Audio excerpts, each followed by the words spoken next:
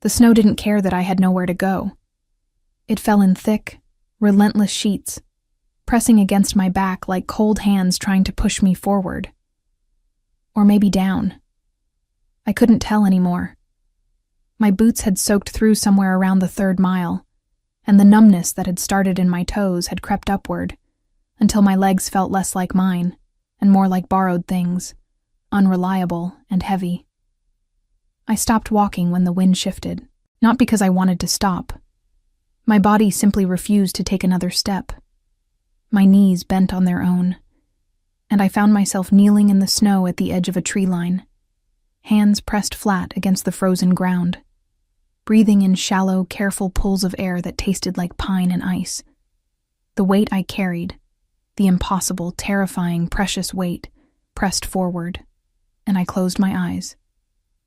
Keep going, Penny. That's what I told myself. What I'd been telling myself for 4 days.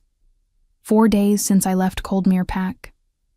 4 days since I walked out through the eastern gate in the gray hour before dawn, carrying nothing but a worn canvas bag, a handful of dried provisions, and the truth that no one in that pack wanted me to keep. I was 23 years old, an Omega with no rank worth mentioning, no family left to speak of, and a child growing inside me that the Pack Council had decided was a problem to be solved rather than a life to be welcomed. They hadn't said it cruelly. That was almost worse. How politely they'd framed my erasure. It would be better for everyone, Elder Doran had said, folding his hands on the table like we were discussing crop rotation. An unmated Omega in your condition is a burden the pack cannot carry through the winter season. I hadn't argued. I had learned long ago that Omegas who argued disappeared quietly. So I left quietly instead, on my own terms, which felt like the only victory left to take. The wind howled through the pines, and I forced myself back upright, one hand pressing against the curve of my stomach beneath my cloak. My blonde braid had come mostly undone, loose strands plastered to my forehead with melting snow. I probably looked like something the forest had chewed up and considered spitting out. And then I saw it. Through the trees, barely visible. But there, a shape that didn't belong to the wilderness. A roofline. Stone walls, dark with age and weather, but standing. A chimney, cold and smokeless. Windows shuttered from the inside, which meant the shutters were still attached, which meant the roof had probably held. I moved toward it before I'd made any conscious decision to do so. The house sat in a clearing that the forest seemed to have quietly swallowed over the years. Vines had climbed the eastern wall. The front steps were buried under half a foot of snow, and what looked like several seasons of fallen leaves underneath that. But the door, an old oak thing with iron fittings gone dark with rust, was intact. No broken hinges. No gaping holes where weather had forced its way inside. I tried the handle. It didn't open. Of course it didn't. I stood there for a moment, swaying slightly from exhaustion, and then I noticed that one of the ground floor shutters on the left side of the house had a gap at its lower corner. Just a gap. Wide enough, maybe, if I worked at it. It took longer than it should have. My fingers were clumsy, and I had to stop twice to rest, leaning my forehead against the cold stone wall and breathing through the ache in my lower back that had become my constant companion these past weeks. But eventually the shutter swung inward with a groan of protest, and the window behind it, old glass, wavy and thick, was unlatched. I climbed through with considerably less grace than the word climbed implies. Inside, the darkness smelled of dust and cold ash, and something underneath both of those things. Something that had once been a home. Wood smoke, long faded. Dried herbs hanging from a ceiling beam, brittle and colorless with age. A table with 2 chairs. A hearth wide enough to stand inside. And beside the hearth, a stack of firewood that someone had left, or forgotten, or perhaps placed there with the quiet faith that someone who needed it would eventually arrive. I stood very still in the middle of that dark, cold room, and I cried. Not dramatically. Not the kind of crying that demands an audience. Just the quiet, helpless kind.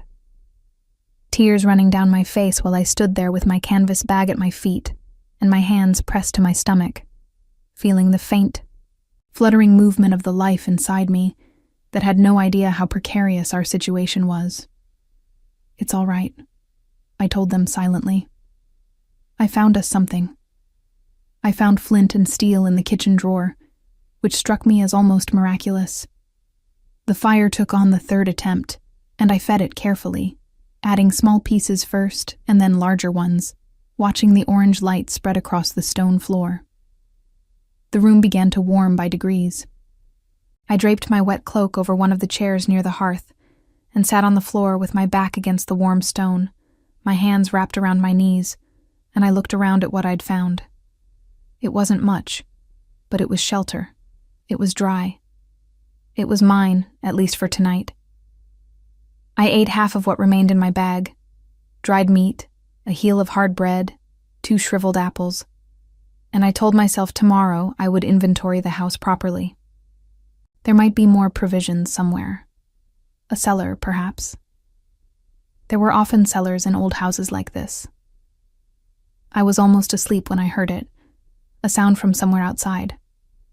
Not the wind, which had a voice I'd grown familiar with over 4 days of walking. Something else, something that moved with intention through the snow. Multiple somethings. I sat up slowly, my heart loud in the sudden silence of my own attention. The fire crackled. Outside, snow fell. And then, unmistakably, I heard the low sound of wolves communicating. Not howling.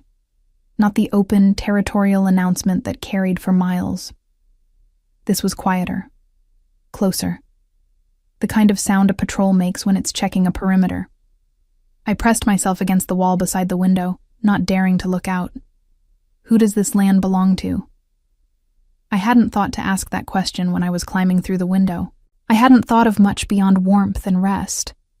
But now, kneeling on the floor of someone else's abandoned house with firelight flickering against the shuttered windows like a beacon I had inadvertently lit, I understood, with cold clarity, that I had just announced my presence to whoever owned this territory. The sound of paw steps in snow stopped directly outside the front door, and then someone knocked. I didn't move. The knock came again. 3 measured strikes against the oak door, deliberate and unhurried. Not the frantic pounding of someone caught in the storm.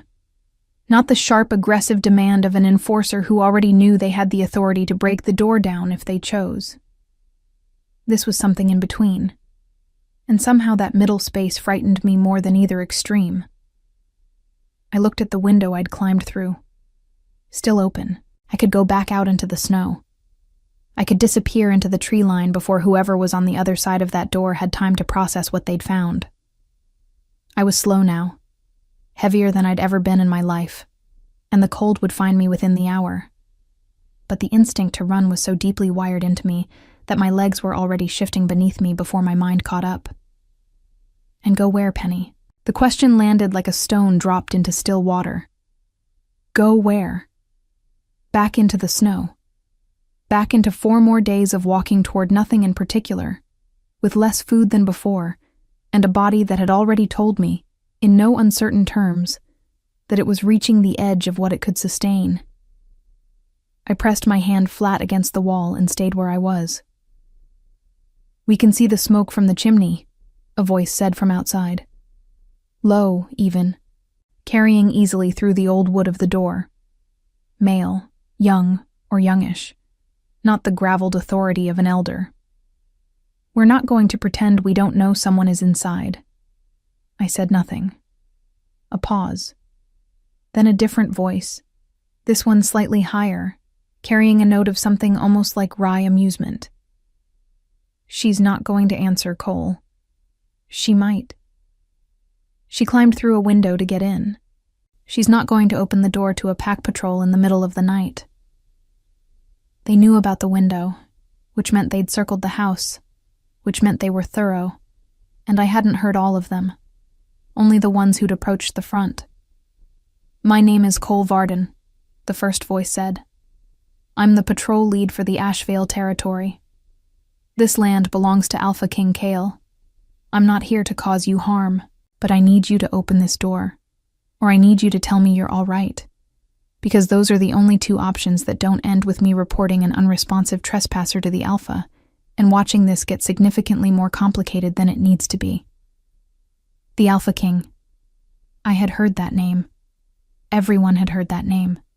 Kale of Ashvale. The king who had consolidated 4 fractured territories into one in less than 3 years, who was said to govern with a coldness that wasn't cruelty so much as an absolute absence of sentiment. Not a monster, by most accounts, but not a story that ended comfortably for Omegas, who trespassed on his land without invitation. I stood up. My legs protested. My back protested more. But I crossed the room, and I put my hand on the door latch, and I said, loudly enough to be heard, I'm going to open the door. I'm not armed. I'm not a threat to anyone. A beat of silence. All right. I opened it. The cold rushed in immediately, and I had to grip the door frame against the sudden shock of it. There were 3 of them on the steps. 2 I catalogued quickly as patrol wolves in dark, practical clothing, hands visible, postures carefully non-aggressive in the way that trained enforcers learn when they want to de-escalate. The one in front, Cole Varden, presumably, was perhaps 30, with a steady, dark-eyed gaze that swept over me in a single assessing pass, and then went very, very still. I watched him recalibrate. Whatever he'd expected to find, a rogue, a criminal, a territorial threat, he had not expected a woman with a blonde braid, half fallen out of its tie, dark circles under her eyes, a worn cloak dripping snowmelt on the threshold, and the unmistakable silhouette of late pregnancy beneath her traveling dress. Oh, he said. Just that. I didn't know whose territory this was, I said. My voice came out steadier than I felt. I've been walking for 4 days. I saw the house. I needed shelter.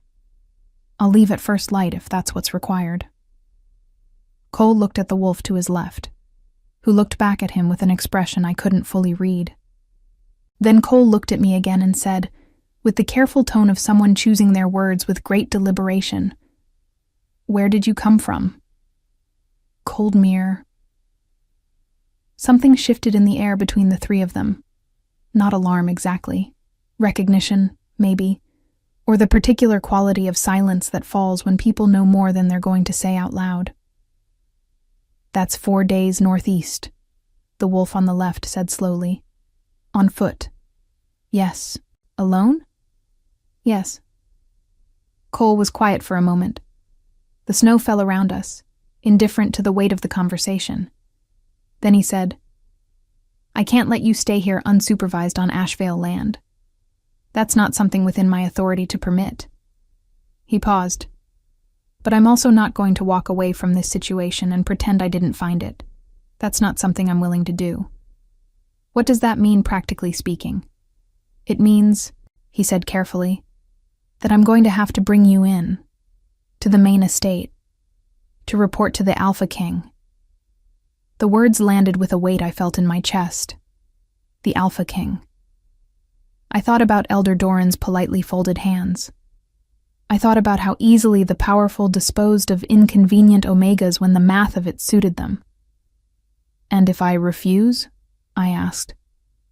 Cole's expression didn't change, but something in it softened, just slightly, in the way that people do when they're about to tell you a truth they wish they didn't have to.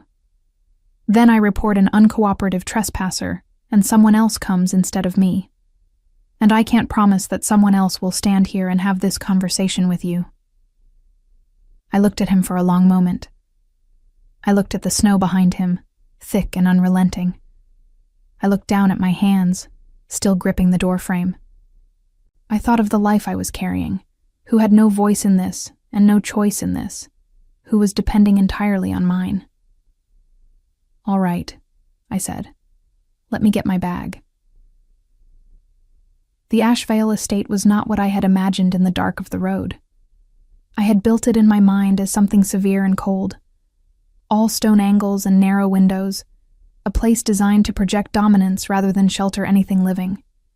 What I found?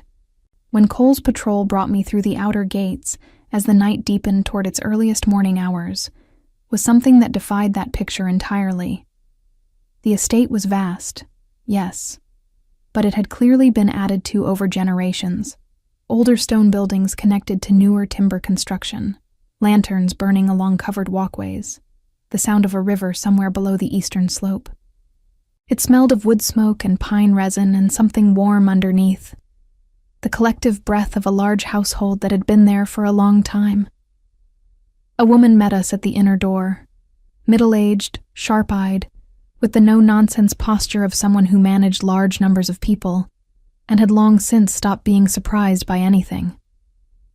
She looked at me the way a doctor looks at a patient brought in from the cold, quickly, clinically, cataloging what needed to be addressed. "I'm Nara," she said. "I run the household. Come inside." "The Alpha," Cole began. "Will be informed in the morning," Nara said, with a tone that closed the subject completely.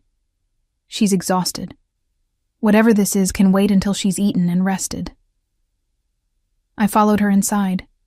She put me in a room on the ground floor, small but clean, with a bed that had actual quilts, a fire already burning, and a basin of warm water on the table.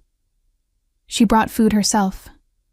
Soup, bread, a cup of something herbed and warm that she said without preamble was good for the kind of exhaustion I was clearly carrying. I ate everything. When she came back to take the dishes, she paused at the door and looked at me with an expression I hadn't seen directed at me in long enough that it took me a moment to name it. Concern. Genuine, uncomplicated concern. "Sleep," she said. "Nothing is going to happen to you tonight." I believed her, which surprised me.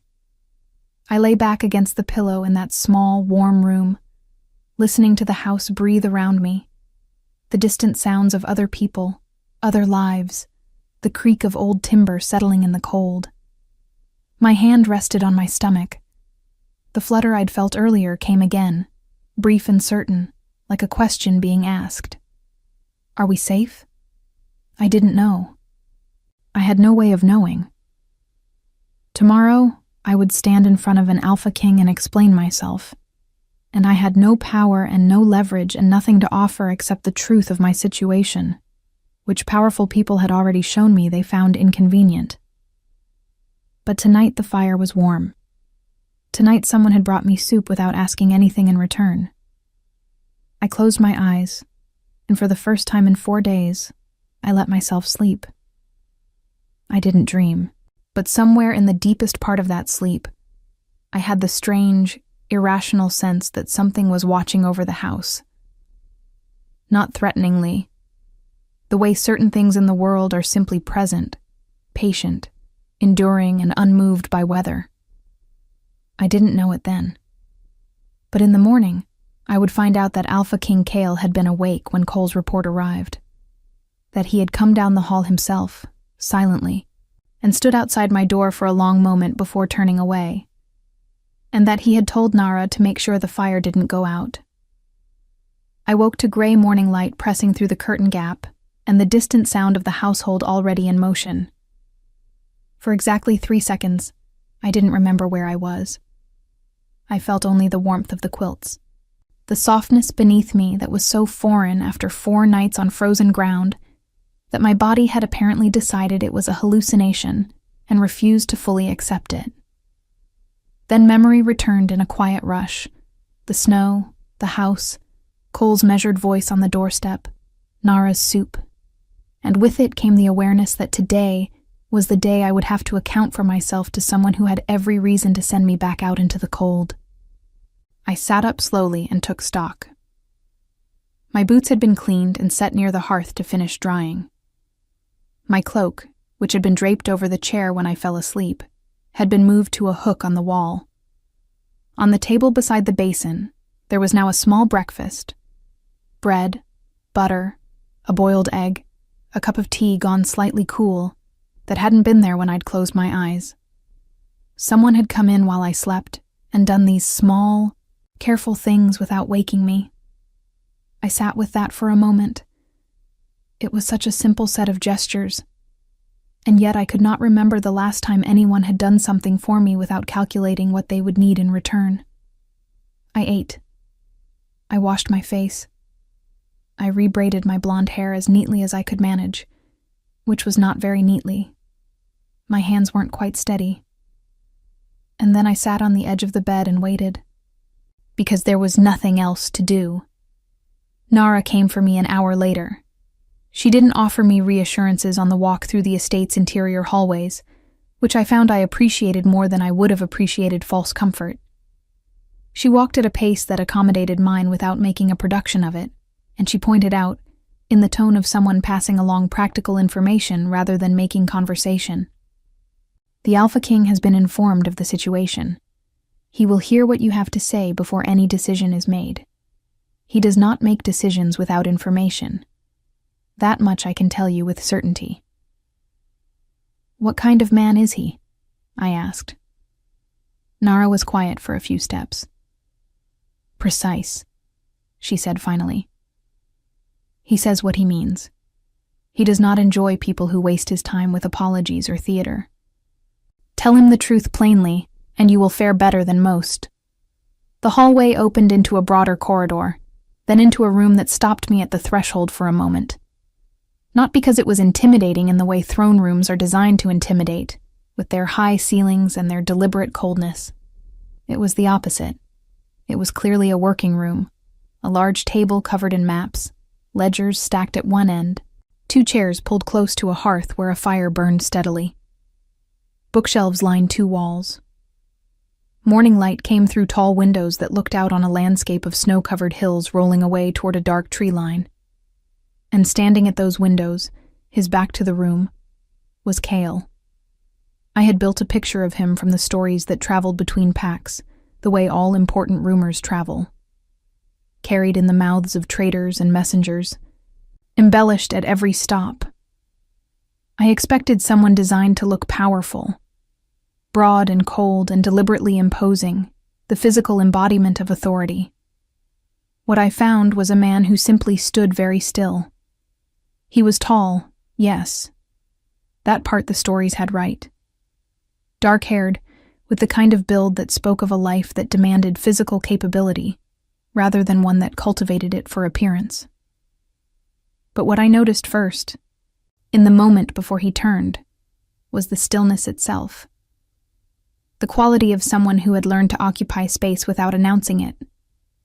Someone who watched more than he spoke, and thought more than he watched. He turned when Nara closed the door behind me. His eyes were the color of deep water.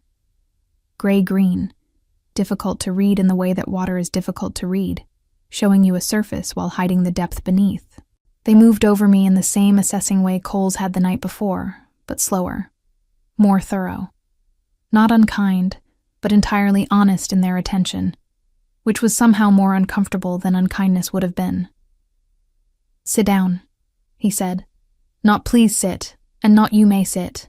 Just the simple directive, without ceremony." I remembered what Nara had said about theater, and I crossed the room and sat in the chair nearest the hearth without comment. He remained standing. Not in the way that people stand to assert height over someone seated. He moved to the side of the table and leaned against it, which actually brought him closer to my level, and looked at me with that steady, water-deep gaze. "Your name," he said. "Penny. Pack. Coldmere, formerly." A slight pause at that word. Formerly. "You left." "I did." "Before or after they asked you to?" The question was so direct that it landed like a small stone dropped from a height. I felt the impact of it somewhere behind my sternum. He wasn't asking to be cruel. I could hear that. He was asking because he already had a theory, and he wanted to know if the truth matched it. "They made it clear," I said carefully, "that remaining would cause problems for everyone involved." Including you? Especially me. He nodded once, slowly, as if this confirmed something he'd suspected. Coldmere's council, he said, has a history of resolving inconvenient situations by relocating them rather than addressing them. I'm familiar with Elder Doran's methods. I looked at him. You know Doran. I know of him. There's a difference, and it's not a flattering one in his case. He was quiet for a moment, his eyes on the window, on the gray winter light spreading across the hills. Then he looked back at me. You walked 4 days through the Ashvale wilderness in the middle of the season's worst snowfall and took shelter in an abandoned property on my land. That tells me either you were desperate or you were reckless. Looking at you, I think it was the first one. Both, probably, I said. Something shifted in his expression. Not quite a smile. Not yet. But an acknowledgement of something. A slight easing of the precision he wore the way other people wore armor. The house you found, he said, belonged to my uncle. He died 3 years ago. I haven't decided what to do with it. He paused. It needed the chimney checked. Cole tells me the fire burned cleanly, which suggests the flue is still sound. I had the disorienting sense that he was telling me something sideways, something that wasn't quite the conversation we appeared to be having. I'm not asking for charity, I said. I want to be clear about that. I'm asking for... I don't know exactly what I'm asking for. Time, maybe. A few days to rest and to think and to figure out where I'm going next. I have nothing to offer in return except honesty, and I understand if that's not enough. Kale studied me for a long moment. The fire crackled. Outside, a crow called once from somewhere in the snow-covered eaves, and then went silent. What do you know about Ashvale? He asked. The question surprised me. Not much. That it's larger than it looks from the outside. That you consolidated the northern territories. That you govern alone. That last part, he said, is more complicated than it sounds. He pushed off from the table and walked to the window again, looking out at those rolling hills. I have 4 territories under one banner, and a council that represents each of them. The council has been vocal lately about certain gaps in Ashvale's leadership structure.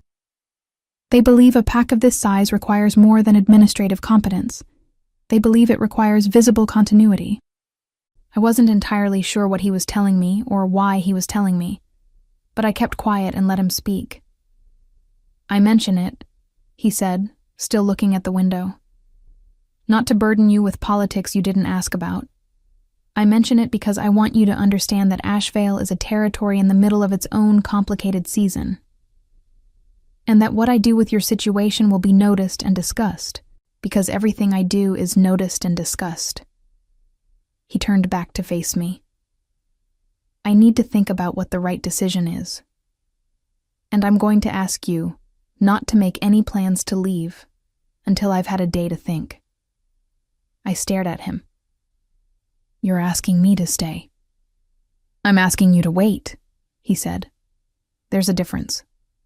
I thought about pointing out that I had nowhere to go, which would have made the request somewhat academic. But something in the careful precision of his phrasing stopped me. He was not offering me charity. He was not making me a prisoner. He was asking genuinely for time, and treating me as someone capable of granting or refusing it. No one had treated me that way in longer than I could easily remember. All right, I said. One day. He nodded. And then, as if the conversation had reached a natural conclusion, and he saw no reason to pad it with social ritual, he walked back to his table and picked up a map, and I understood that I was being quietly dismissed. Not unkindly, but thoroughly. Nara was waiting in the hall. She looked at my face, apparently read something in it that satisfied her, and said, "Come. I'll show you the rest of the house."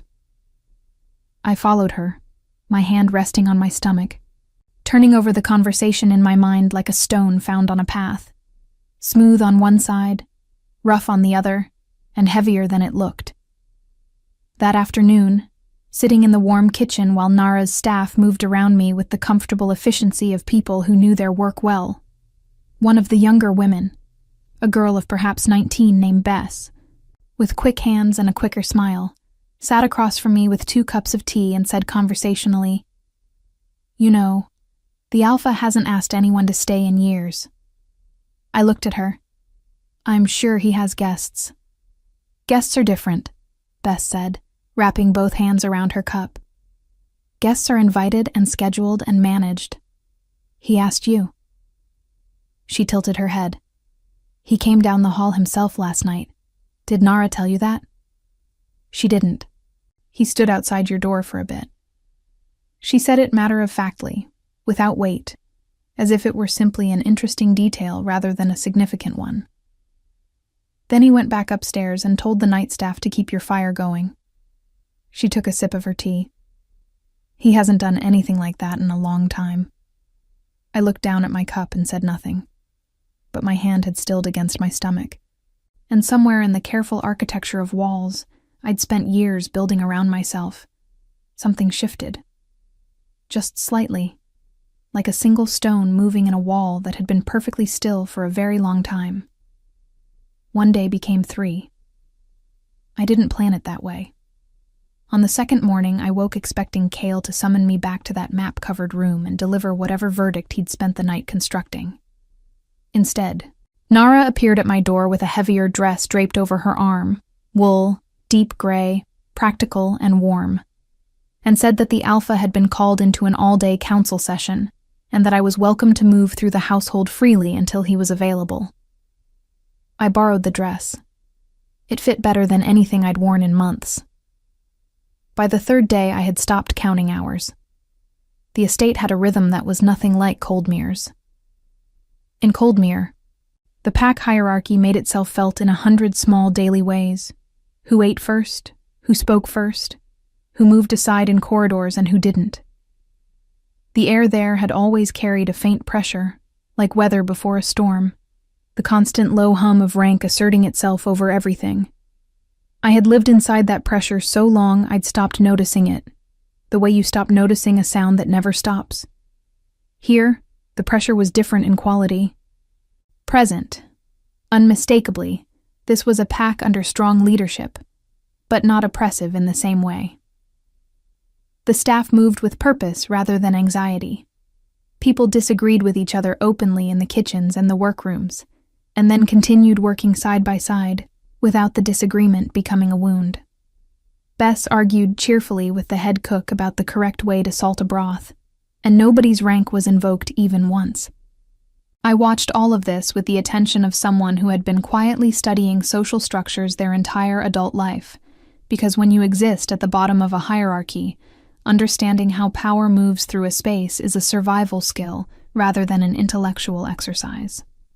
What I concluded, by the end of the 3rd day, was that Ashvale ran the way it did because the person at the top of it had decided, deliberately, that it would.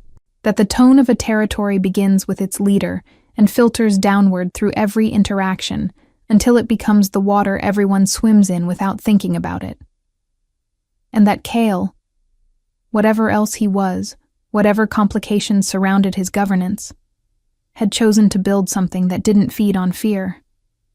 That told me something important about him. I filed it away carefully. I saw him only once during those 3 days, briefly, at a distance. He was crossing the courtyard below the window where I'd been sitting with a book from the household's small library, moving quickly, in conversation with 2 men who carried the look of council representatives, their expressions tight with whatever argument was currently in motion. He glanced up once, seemingly by accident, and our eyes met for perhaps 2 seconds before he looked away and continued walking. 2 seconds. I returned to my book and found I'd lost my place entirely. On the 4th morning, Nara told me the Alpha would see me after the midday meal. I spent the intervening hours in the estate's small garden. More of a walled courtyard, really. the plants all dormant under their layer of snow, but sheltered from the wind and bright with winter light. I walked the perimeter slowly, the way my body preferred these days, one hand at my lower back, thinking about what I was going to say. The truth plainly, Nara had advised. But truth was a more complicated thing than the word suggested. There was the plain, factual truth. I am Penny, formerly of Coldmere, Omega rank, 23 years old, alone and without resources, and carrying a child whose father had left the pack 8 months ago and had not returned and was not coming back. That was the skeleton of the situation. It was true as far as it went. What it didn't carry was the texture of it, the particular quality of loneliness that comes not from being physically isolated, but from being surrounded by people who have collectively decided you don't quite matter enough to include. The way I had spent the last 3 years making myself useful, healing the sick, managing the pack's herb stores, teaching the younger Omegas what I knew about plant medicine, and how none of that usefulness had translated into the kind of belonging that would have made my situation anyone's problem but my own. I was good at being useful. I had never learned how to be necessary. The difference I had come to understand was the thing that determined whether people let you stay. Kyle was alone in the map room when Nara brought me in. The council representatives were gone. The table had been partially cleared, the ledgers stacked more neatly. A space opened up that hadn't been there before. He was standing at the window again, which I was beginning to think was simply where he stood when he was thinking. The way some people pace, and others go still. He turned when I entered, and this time I noticed that he looked tired. Not visibly, in the way of someone who'd slept badly. More the tiredness that accumulates over time. The kind that rest doesn't entirely fix, because it isn't born from sleeplessness, but from carrying weight for long periods without setting it down. I recognized that kind of tired. I'd seen it in my own reflection. "Sit down," he said. Same as before, direct, without ceremony. I sat. He remained standing for a moment, and then, apparently deciding something, he pulled the second chair away from the table and sat in it himself, which put us at the same level, facing each other across a few feet of space with the fire at his left and the window's gray light at mine. "I've been thinking about what you said," he began. "About asking for time, about having nothing to offer except honesty." "I remember. I've also been doing some inquiry, quietly." He said it without apology, which I found I preferred to an apology. Coldmere's internal politics are more visible than Elder Doran would like to believe. The decision to ask you to leave was not unanimous. There were 3 council members who objected. They were overruled by Doran and 2 others who have been managing the pack's public image above its people's welfare for some time. A pause. That's not to say the decision wasn't legal by Coldmere's own governance structure. It was. I'm simply telling you what the inquiry found. "Why?" I asked. "Because I want you to know that I looked, that I don't make decisions about people based on what one side of a story presents." He rested his forearms on his knees, a gesture that struck me as unconsciously less formal than everything else about him. And because what I'm about to say will make more sense if you understand that I investigated rather than assumed. I waited. "Ashvale has a healer position," he said. "The woman who held it for 15 years retired at the start of this season to live closer to her daughter's family in the Southern Territory. We've been managing without one since then. The council has been pushing me to appoint someone from a shortlist they've compiled." A slight pause. "I find the shortlist politically motivated rather than practically sound." I looked at him very carefully. "You know I have training in plant medicine. Nara spoke to you for 3 days. Nara doesn't speak at length to people she doesn't find worth speaking to." He met my gaze directly. "She also told me that you identified correctly, and without being asked, that the herb bundles in the abandoned house were marsh rosemary and late yarrow, and that the combination suggested whoever lived there had been managing a long-term joint condition. That's not common knowledge." It's also not formal training, I said honestly. I learned from the Pack's healer at Coldmere. I worked alongside her for 6 years, but I don't have a credential that a council could point to. And the previous Ashvale healer had no formal credential either. She had knowledge and judgment. He paused. What I'm proposing, and I want to be clear that this is a proposal, not a directive, is that you take a temporary position as Ashvale's working healer. Housing would be provided within the estate. Meals, supplies, everything practical that the role requires. The arrangement would be assessed after 6 months by both of us, and either party could end it with appropriate notice. The room was very quiet. The fire crackled. I could hear faintly the sound of the courtyard below. Someone calling to someone else, a dog barking once and then going silent. You'd be offering shelter to an unmated Omega in late pregnancy, I said. In a territory where your council is already making noise about your leadership. That's not a neutral political gesture. No, he agreed. It's not. Why would you do that? He was quiet for a moment. Not the quiet of someone searching for an answer, but the quiet of someone deciding how honest to be with an answer they already have. Because the alternative, he said finally, is to send you back out into the snow, and that is not something I'm willing to do. He said it the same way he said everything, plainly, without decoration, as if it were simply a fact about himself that he was reporting. Ashvale's strength has never come from its size or its political alliances. It's come from the choices made when the choices weren't easy. I'd rather explain a decision that was right than defend one that was convenient. I looked at my hands for a long moment. Then I looked up at him. There's something you should know, I said, about why I'm in this situation. The full version, not the outline. I assumed there was, he said, and he leaned back slightly in his chair, in the way of someone prepared to listen for as long as it took, and said nothing else. So I told him. All of it. Not the rehearsed version I'd been constructing in the garden, but the real one, with all its irregular edges. The father who had been a traveler passing through Coldmere, charming and temporary, who had spoken about returning in a way that I had believed, because I had wanted to believe it.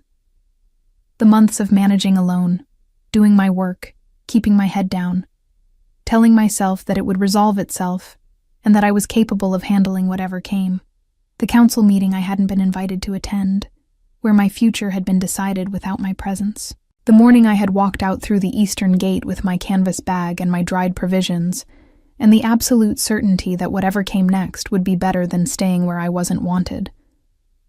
Cale listened through all of it without interrupting once. His expression didn't shift toward pity, which I had dreaded. It stayed in that steady, attentive register, someone receiving information and treating it with the seriousness it deserved. When I finished, the room was quiet for a moment. Thank you, he said, for the full version. I nodded. My answer is the same, he said. The position is yours if you want it. I thought of Bess's easy laugh in the kitchen, of Nara's no-nonsense competence and her quiet gestures of care, of the courtyard in winter light and the way the estate breathed around its inhabitants like something living, of the fire that had been kept burning through the night for someone who was, at that point, still a stranger. Yes, I said. I want it. Something in his expression settled. Not dramatically, not the way relief looks in stories. Just a quiet resolution, like a held breath released. He stood and extended his hand across the space between us, a formal gesture of agreement, the kind exchanged between equals confirming a decision. I stood and shook it. His grip was firm and brief and entirely straightforward, and when he released my hand, he said, Nara will arrange the healer's quarters. They're better than the room you've been in, warmer, with more space. He paused. You'll need this space. In a few weeks. It was perhaps the most understated acknowledgement of the situation anyone had ever offered me. I found, unexpectedly, that it made me want to laugh. A real laugh. The kind that had been very scarce lately. I managed to keep it to a smile. He noticed. And this time, the slight shift in his expression moved clearly enough in one direction that I could name it without uncertainty. He smiled back. Winter broke slowly, the way it always does in the Northern Territories, not in a single dramatic thaw, but in increments, one gray morning at a time, until you look out the window one day and realize the light has changed quality without you noticing exactly when. I noticed it on a Tuesday in late February, standing in the healer's workroom that had become, over the past 6 weeks, the most genuinely mine that any space had ever felt. The herbs I'd gathered from the estate's dried stores were arranged along the window shelf in the order I preferred.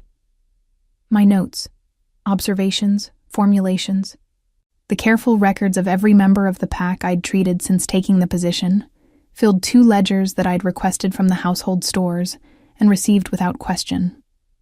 The work table smelled of dried lavender and pine resin and the particular clean sharpness of yarrow, and when the morning light came through those windows, it fell across everything in a way that made the room look like something from a painting, rather than a real place where real work happened. I had treated 41 pack members in 6 weeks. Everything from winter coughs and inflamed joints to a badly sprained wrist on one of the patrol wolves who had fallen during a night crossing and hadn't wanted to report it because he was, in Bess's affectionate assessment, deeply stubborn about that kind of thing. His name was Wren, the same wolf who'd stood to Cole's left on my doorstep that first night, the one with the slightly amused voice. He'd sat in my workroom with the expression of someone enduring something mildly beneath their dignity, while I wrapped his wrist. And then he'd come back 3 days later to tell me it felt better, and stayed for an hour talking about the territory's eastern boundaries, with the ease of someone who had decided, somewhere between the doorstep and the workroom, that I was trustworthy. That was how it happened with most of them. Not dramatically. Not with formal declarations of acceptance. Just gradually, and then all at once. The way trust tends to move when it moves honestly. Cole checked in every few days, officially to report on patrol activities that intersected with anything health-related, unofficially because he had appointed himself something between a liaison and a quiet guardian, and seemed to feel that keeping an eye on things was both his responsibility and his preference. He didn't make a production of it. He simply appeared, asked useful questions, listened to the answers, and left having made whatever small adjustment needed making. Bess came every morning with tea, and stayed as long as the kitchen would let her, which was usually longer than it should have, and filled the workroom with the particular warm noise of someone who finds silence uncomfortable and has decided that you are a suitable audience for everything that crosses her mind. And Nara managed the household with the same precise, undemonstrative competence she brought to everything, and expressed her regard for people not through words, but through the quality of her attention to their practical needs. She had, without announcement, arranged for the healer's quarters to be fitted with an additional brazier before the worst of February's cold arrived.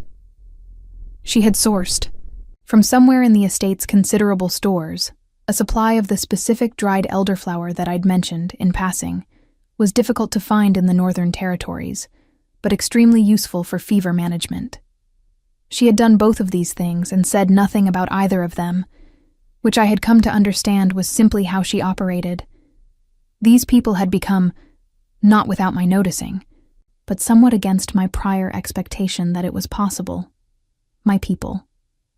Not in the formal, hierarchical sense that pack membership implies, in the older, quieter sense. The sense of people whose faces you know, and whose voices you recognize, and whose well-being you find yourself thinking about when you wake in the morning. I had not expected that. I had expected to be tolerated.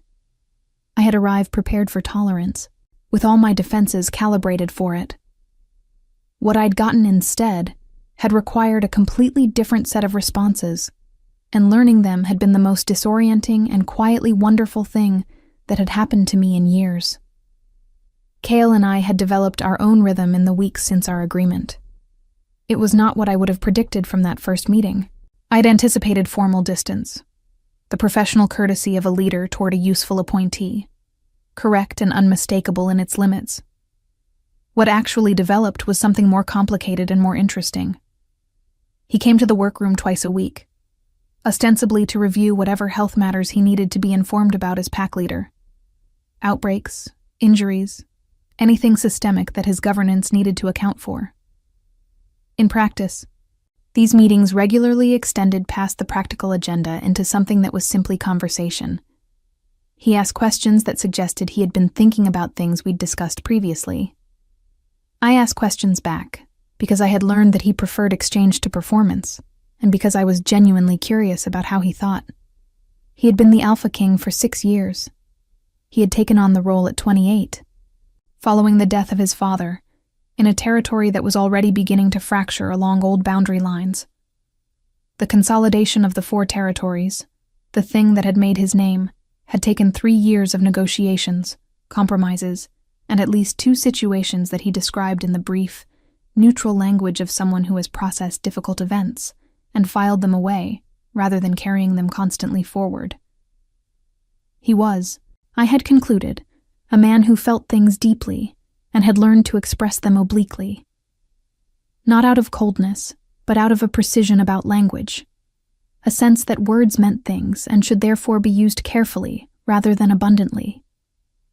He said less than most people and meant more by what he said, and once I understood that, conversations with him became a different experience entirely. You had to listen at a different frequency. I told him this one afternoon in early March, sitting across from him at the work table while snow still dusted the window ledge outside, but the light had already begun to carry the particular golden quality that announced spring's eventual arrival. He looked at me for a moment. "Most people find that frustrating," he said. "Most people want to be handed things," I said. "I've spent my whole life learning to read what wasn't being said directly. You just happen to be worth reading." A silence, the kind that has texture. "You're very straightforward," he said. "For someone who spent years being told their observations didn't matter." "They told me my rank didn't matter," I said.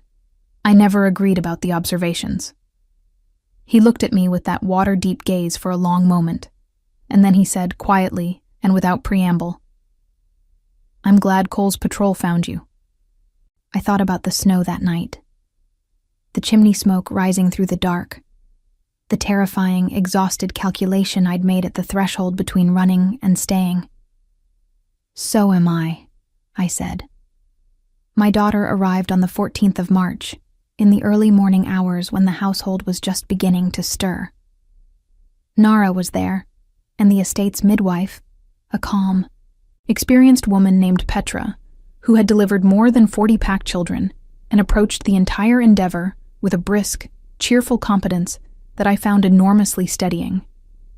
Bess was there too, in the corner, officially for moral support, and unofficially because no one had been able to convince her to leave. And she had spent the last 2 hours holding my hand and talking about completely unrelated things in the evident belief that distraction was a form of medicine, which honestly was not wrong. She was small and pink, and furious about being in the world, my daughter. She announced herself with a cry that seemed entirely too loud for something so newly made, and then quieted the moment she was placed against my chest, as if she had simply needed to establish that she had a voice and was prepared to use it. I looked at her face, the improbable perfection of it, the way she already seemed to be thinking about something. Small brow furrowed with the effort of processing a world that was overwhelming and entirely new. And I felt something so large and so simple that I didn't have a word for it. I named her Wren. After the smallest bird, which is also among the loudest. Kyle came to the doorway an hour later, when the room had settled into quiet, and Petra and Nara had stepped out to give me space. He stopped at the threshold in a way that made it clear he would not enter without being invited, which was so exactly him that it made something in my chest ache with a warmth I no longer tried to name with caution. "Come in," I said. He crossed the room and looked at Wren with an expression I had never seen on his face before, something completely unguarded, all his precision temporarily set aside, the way a person looks at something that disarms every defense simply by existing. "She's very small," he said. "She's very loud," I said. "She comes by it honestly." He looked at me then, and I saw the same unguarded thing still in his eyes, wider now and directed at me. And I understood that whatever complicated sideways thing had been building between us over these weeks of workroom conversations and careful distances and small gestures that meant more than they said, it had arrived somewhere, not with ceremony, not with declaration, just with the quiet certainty of something that had been true for a while and was simply now acknowledged. "She has somewhere to be," he said finally. "Both of you do." He said it in that way he had, plain and direct, and meaning more than the words. "I want you to know that. Whatever you decide, going forward, about what this is and what you want from it, you have somewhere to be. In Ashvale. I mean that without conditions." I looked at him for a long moment. My daughter made a small sound in my arms and settled deeper into sleep. "I know," I said. "I've known for a while." Spring came fully by April. The courtyard garden woke up in stages, snowdrops first, then the earliest crocuses pushing through softened earth, then the gradual return of green to the hills beyond the estate walls. The pack moved differently in spring, lighter, the accumulated weight of winter months releasing slowly from collective shoulders. Wren grew the way new things do, rapidly, and with a single-minded commitment to the business of existing that I found instructive. She was curious and stubborn, and had a way of looking at unfamiliar people with an evaluating steadiness that Cole, meeting her for the first time at 6 weeks old, said reminded him uncomfortably of the AlphaKing, which made Cale, who was standing nearby, go entirely still for a moment, before something in his expression shifted into what I had learned to recognize as the version of amusement he allowed himself in company he trusted. The council, for their part, had surprised me.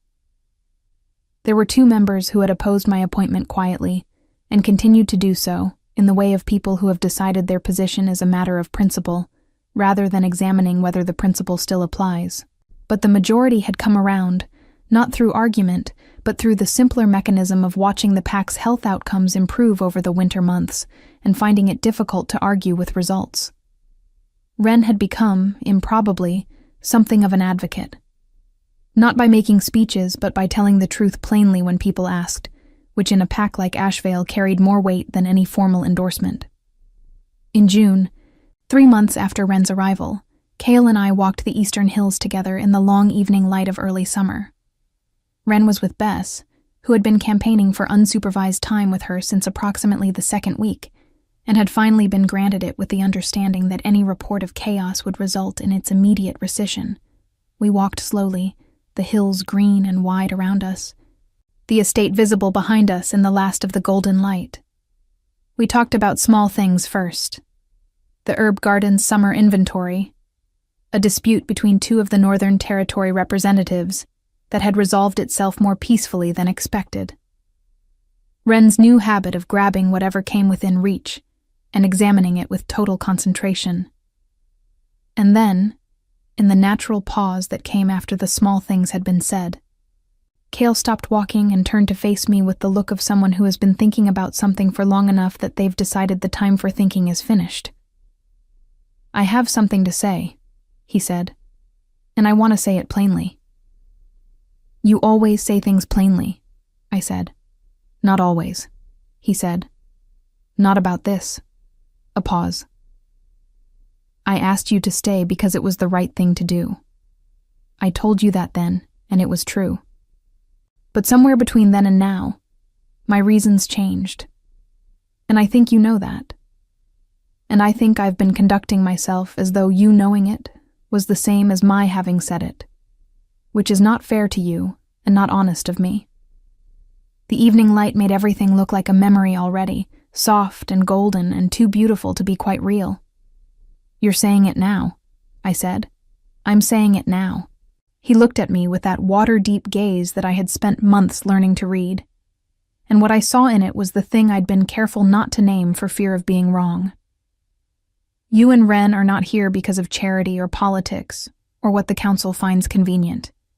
You're here because this is where you belong. And I would very much like, if you're willing, to stop pretending that's not what I believe. I thought of the eastern gate at Coldmere. Gray dawn, canvas bag over my shoulder, walking into the snow because staying had become impossible. I thought of the abandoned house and the fire I'd built from someone else's woodpile, and the knock on the door that I'd almost not answered. I thought of all the ways that life had been trying to bring me somewhere I didn't know to look for. I'm willing, I said. He nodded once. And then he did something I had not seen him do with anyone.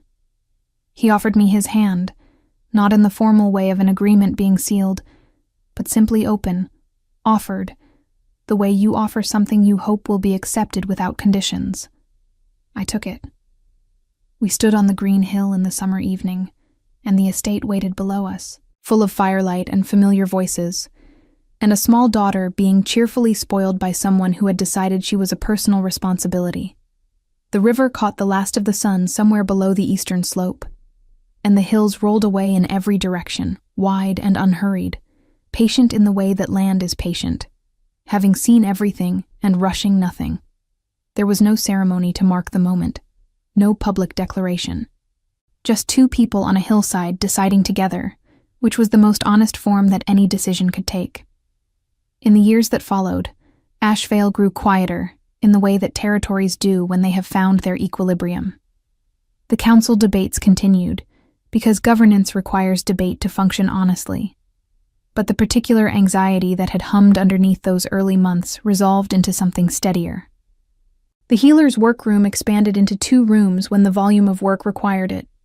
Ren became the patrol's second, a promotion that he received with the exact level of affected indifference that everyone expected, and then immediately applied himself to with total dedication. Cole remained patrol lead until he chose, at his own time and on his own terms, to step back into an advisory role that suited him better.